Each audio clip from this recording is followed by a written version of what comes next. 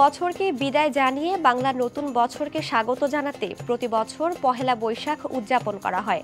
আর এই পহেলা বৈশাখে মঙ্গল শোভাযাত্রা যেন এক নতুন মাত্রা। প্রতি বছরই এই দিনটিতে বাংলাদেশে ঢাক ঢোল পিটিয়ে শোভাযাত্রার আয়োজন করা হয়। ঢাকা বিশ্ববিদ্যালয়ের চারুকলা ইনস্টিটিউট থেকে প্রধান মঙ্গল শোভাযাত্রা বের হয়। দেশের বিভিন্ন এলাকায়ও নতুন বছরকে স্বাগত জানিয়ে বর্ণিল আয়োজনে শোভাযাত্রা বের করা হয়। মঙ্গল শোভাযাত্রায় তুলে ধরা হয় বাঙালি সংস্কৃতির নানা দিক, আর এগুলো ফুটিয়ে তোলা হয় রং তুলির আঁচড়ে তৈরি নানা চিত্র, মুখোশ আর প্রতীকের মাধ্যমে। আজকের দৃশ্যপটে জানবো মঙ্গল শোভাযাত্রার ইতিহাস ও খুঁটিনাটি সম্পর্কে। সঙ্গে আছি আমি।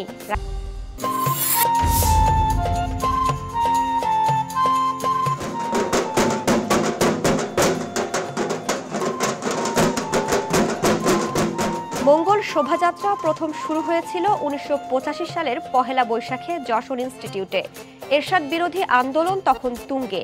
সে সময় সবাইকে একই ছাদের নিচে আনার চেষ্টা করছিল সম্মিলিত সাংস্কৃতিক জোট। মানুষ যখন তার খর্বিত মৌলিক অধিকার আর বাক স্বাধীনতা ফিরিয়ে আনতে সোচ্চার, ঠিক সেই সময় হতাশা যন্ত্রণার মাঝে আশার বাণী শোনাবার জন্য চারুকলার ১৯৮৫-৮৬ শিক্ষাবর্ষের কয়েকজন তরুণ শিল্পী বৈশাখী উৎসবের মধ্য দিয়ে আনন্দ উদযাপনের প্রয়াস করে। দেশের লোকজ সংস্কৃতি উপস্থাপনের মাধ্যমে মানুষকে ঐক্যবদ্ধ করার চেষ্টা করে। এরই ধারাবাহিকতায় শোভাযাত্রার আয়োজন করা হয়। এর মধ্য দিয়েই ১৯৮৬ সালে বাংলাদেশে প্রথম পহেলা বৈশাখে শোভাযাত্রা শুরু।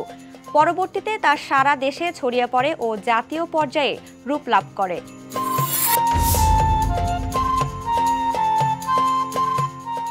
ঢাকা বিশ্ববিদ্যালয়ে প্রথম মঙ্গল শোভাযাত্রা বের করা হয় ১৯৮৯ সালে চারুকলা থেকে। ঢাকায় স্বৈরাচারী শাসনের পতনের পর ১৯৯০ ও ৯১ সালেও পহেলা বৈশাখ উদযাপন এবং শোভাযাত্রা বের করা হয়। ১৯৯১ সালে প্রবাসী শিল্পী রুহুল আমিন কাজলের প্রস্তাবে চারুকলার সামনের দেয়াল সজ্জিত করা হয়। চট্টগ্রাম বিশ্ববিদ্যালয়ে প্রথম মঙ্গল শোভাযাত্রা অনুষ্ঠিত হয় ২০০৮ সালে। ঢাকায় জগন্নাথ বিশ্ববিদ্যালয়ে প্রথম মঙ্গল শোভাযাত্রা হয় ২০১৪ সালে। সে সময় একটি বাঘ এবং বক তৈরি করে জগন্নাথ বিশ্ববিদ্যালয়ের চারুকলা বিভাগ। সেটা নিয়ে প্রথম মঙ্গল শোভাযাত্রার আয়োজন করা হয়। ২০১৫ সালে পরাক্রমশীলতার প্রতীক হিসেবে বড় একটি হাতি বানানো হয়েছিল।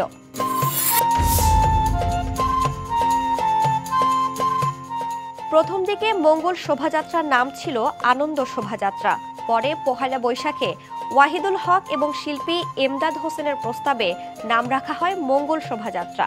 চারুকলার এর শোভাযাত্রাকে শোভিত করার জন্য যে উপাদানগুলো প্রয়োজন, সেগুলো শুরু থেকেই নেওয়া হয় দেশের লোকশিল্পের নানা ধরনের খেলনা থেকে।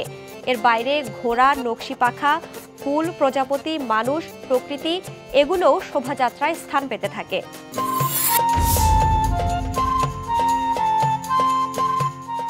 ইউনেস্কো ২০০৩ সালে বিশ্বের বিভিন্ন জাতিগোষ্ঠীর উল্লেখযোগ্য ইনট্যাঞ্জিবল কালচারাল হেরিটেজ অর্থাৎ মনোগত সাংস্কৃতিক ঐতিহ্যগুলো সংরক্ষণের জন্য একটি সমঝোতা চুক্তি অনুমোদন করে।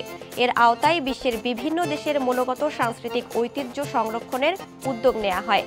পহেলা বৈশাখের মঙ্গল শোভাযাত্রার মতো ঐতিহ্যবাহী মনোগত সাংস্কৃতিক উপাদান বিশ্বের নানা প্রান্তের নানা জাতিগোষ্ঠীর ভেতরেই রয়েছে।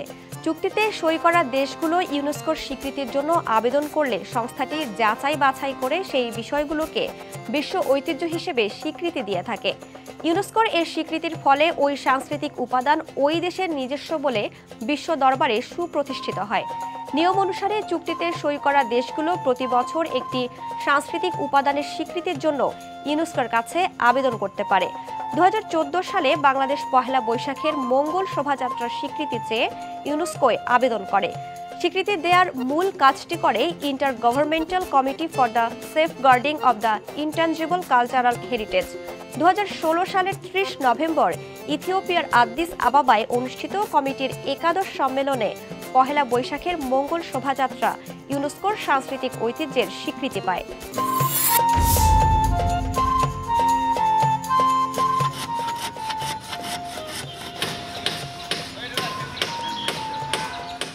মঙ্গল শোভাযাত্রার বিশেষ দিক হচ্ছে এটি আয়োজন করার ক্ষেত্রে কোনো বাণিজ্যিক প্রতিষ্ঠানের সহায়তা নেওয়া হয় না। চারুকলার শিক্ষক, শিক্ষার্থী বা চিত্রশিল্পীদের অনেকে তাদের চিত্রকর্ম বিক্রি করে যে অর্থ পান তাই মঙ্গল শোভাযাত্রা আয়োজনের মূল উৎস। আগে শোভাযাত্রায় ব্যবহৃত মুখোশ বা নানা উপকরণ নিলামে তোলা হতো। সেখান থেকে যে অর্থ পাওয়া যেত তা পরবর্তী সময়ে শোভাযাত্রায় খরচ করা হতো। এখন চারুকলার শিক্ষক শিক্ষার্থীরা 1 মাস আগে থেকেই এই কাজটি শুরু করেন। 1 মাস আগেই শিল্পকর্ম বিক্রি শুরু হয়।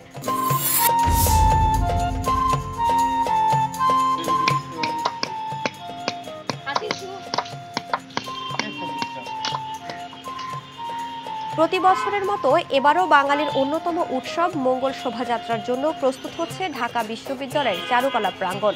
বর্ণিল এ আয়োজনকে প্রাণবন্ত করতে বরাবরের মতো দিনরাত কাজ করছেন শিক্ষক শিক্ষার্থীরা। অনেকে ব্যস্ত রং তুলি দিয়ে ছবি আঁকতে, অনেকে আবার মাটির জিনিসপত্রে রং করে শৈল্পিক ছোঁয়া দিতে। মঙ্গল শোভাযাত্রার জন্য এবার 6টি মোটিভ তৈরি করা হচ্ছে। এগুলো হলো মায়ের কোলের সন্তান, ট্যাপা পুতুল, বাঘ, ময়ূর, ভেড়া ও নীলগাই।